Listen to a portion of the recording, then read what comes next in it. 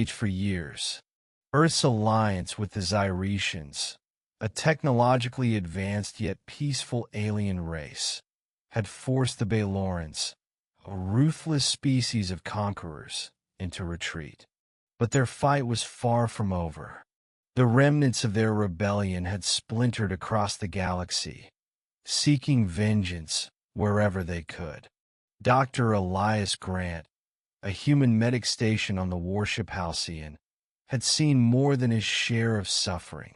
His days were filled with suturing wounds, stabilizing soldiers, and ferrying the severely injured back from the brink of death. Yet, despite the constant churn of chaos around him, he managed to maintain a calm detachment. War had hardened him, but it had not erased his compassion. Elias was on his fourth 12-hour shift when the call came in. A distress signal from a small Baeloran ship had been detected near the nebular expanse. The captain of the Halcyon deemed it a possible trap, but the code within the signal was encrypted in a way that intrigued the intelligence officers. Against better judgment, a rescue team was dispatched, and Elias was assigned to the medical unit accompanying them. When the team boarded the Baeloran vessel, they found it eerily silent. The corridors were dimly lit, the air heavy with a metallic tang of blood. Signs of a fierce battle were evident. Scorch marks from energy weapons, shattered control panels, and bodies, both Baeloran and unknown species, strewn across the floor. "Clear the area," barked Commander Malik, the leader of the team. "Dr. Grant, stick with me." Elias followed closely, his medkit slung over his shoulder. The deeper they ventured into the ship, the louder the faint sound of labored breathing became. They found her in what appeared to be the command center. A Baeloran female, her silvery skin marred by deep lacerations, slumped against the console. Her black, scaled armor was cracked, and a faint hum of energy shields flickered weakly around her. Commander Malik raised his weapon. "Identify yourself." The woman's head tilted up, her luminous golden eyes locking onto Elias. "Help me," she rasped, her voice trembling yet defiant. "She's the enemy," Malik growled. "We can't risk it." Elias stepped forward, his hand raised. "She's injured and unarmed. If we let her die, we're no better than they are." "Grant, stand down, Commander," Elias said firmly, already kneeling beside her. "Let me do my job." The Baeloran woman's gaze flickered between them before she slumped further. Elias quickly assessed her wounds, noting the extensive blood loss and internal damage. Her physiology was different from anything he had encountered, but he worked swiftly, administering a general coagulant and stabilizing her with a portable med unit. When she finally spoke again, her voice was softer. "Thank you, human." They brought her aboard the Halcyon, much to the crew's disapproval. She was placed in the brig under heavy guard, but Elias was granted access to continue her treatment. Over the next several days, he pieced together fragments of her story. Her name was Rihanna Kael'Varek, and she wasn't just any Baeloran. She was a princess, the youngest daughter of the Supreme Warlord. But Rihanna had grown disillusioned with her people's relentless pursuit of dominance. She had defected, stealing vital intelligence and attempting to deliver it to the Earth-Zyretian alliance when she was ambushed by loyalist forces. "You risked your life to betray your own kind?" Elias asked during one of their conversations. She regarded him with a mixture of pride and sorrow. "My kind lost their way long ago. I fight for what's right, not for blind loyalty." Their conversations grew longer, the walls between them crumbling as Elias's curiosity about her culture and her struggle clashed with Rihanna's fascination with humanity's resilience and morality. She was sharp-tongued, often challenging his views, but there was an undeniable connection forming between them. Elias found himself looking forward to their exchanges, even if they left him questioning his own beliefs. One night, alarms blared throughout the Halcyon. Baelorans ships had emerged from hyperspace, their weapons trained on the warship. As the crew scrambled to battle stations, Rihanna demanded to see the captain. She insisted she could help, that she knew the Baeloran attack patterns and could provide a tactical advantage. "You expect us to trust her?"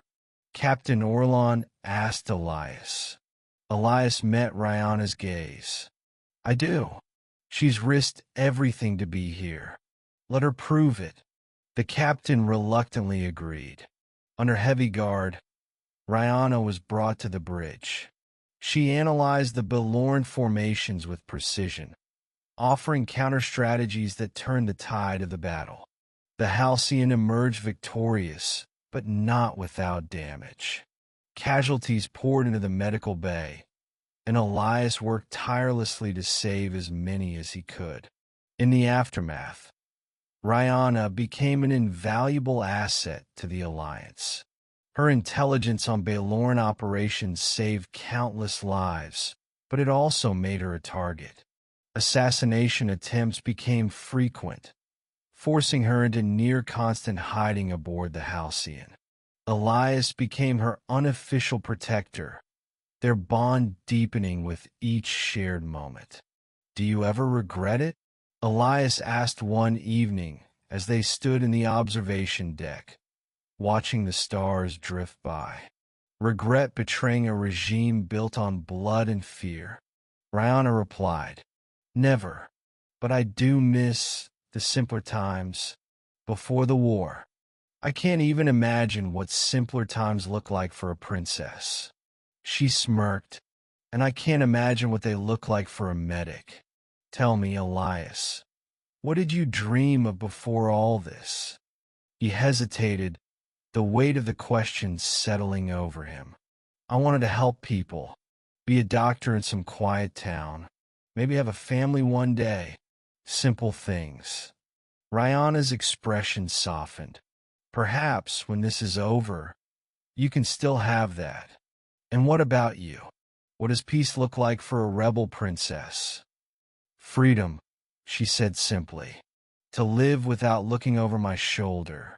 To be more than a symbol of war."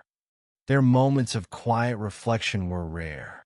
The war escalated, and the Halcyon found itself at the forefront of key battles.